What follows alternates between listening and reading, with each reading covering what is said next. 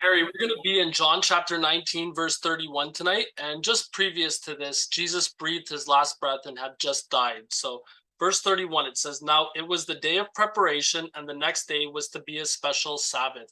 What is the day of preparation in this case, Harry? Yeah, so first of all four gospels mention that Jesus was crucified on the day of preparation. John mentions it three times. So the first time John mentions it, he calls the day of preparation of the Passover. So this is the day that everything happens to get ready for Passover. There's quite a ritual, first of all, about cleansing the house of leaven. So in Jesus' time, they went through the whole house and swept it all up, and then they cleaned everything, and then so they were making unleavened bread for this event. So this is the day they make unleavened bread and clean the home. It's also the day that they kill the Passover lamb. So it's killed in that day so it can be cooked and be ready for supper after sundown. And also the blood of the lamb is put on the doorpost and all the ritual that goes with getting things ready. It's a big feast day, so a lot of stuff goes into it. It's like Christmas for us or whatever, there's a lot of stuff that goes into getting everything ready, but there was quite a lot of holy stuff that goes into that. So, and it says it's going to be a special Sabbath. So that means the Passover was a special Sabbath, not a Saturday Sabbath, but a unique one.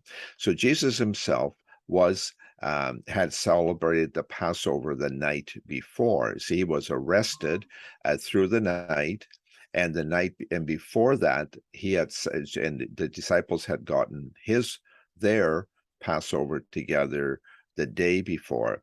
And the reason we know that clearly is in John 18, verse 28. It says that the Pharisees did not want to go into Pilate's home lest they become unclean going into a Gentile's home and they wouldn't be able to celebrate the Passover.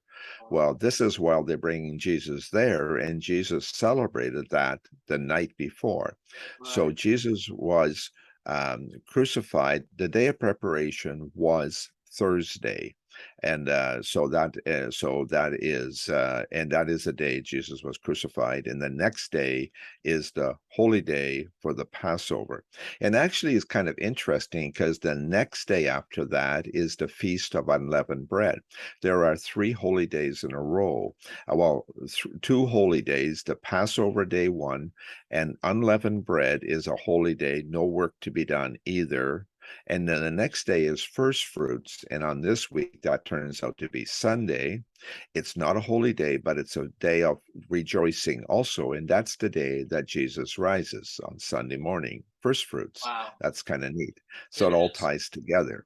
So we have three separate days. Nisan 14 is Passover, Nisan 15 is unleavened bread, and Nisan 16 is first fruits, and that is Sunday morning. Wow. And so, because we get taught in church, right, or so forth, that Jesus was crucified on a Friday.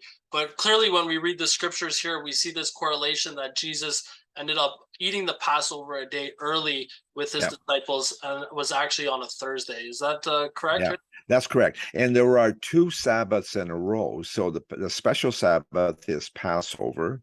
And then the next day is the unleavened bread, which is also a Sabbath. So there was Sabbath for the Passover, Sabbath for unleavened bread, but that happened to be on Saturday, and Saturday was already a Sabbath. So they have a double Sabbath, but that doesn't matter. It's still a Sabbath. So the Passover was a Sabbath and unleavened bread was a Sabbath. So there were two beside each other. And then the next day was first fruits, but that's Sunday morning. And that's for us is kind of a holy day, but not for them. That was the first day of work. Awesome. Thanks a lot for that explanation, Harry. Yeah, thank you.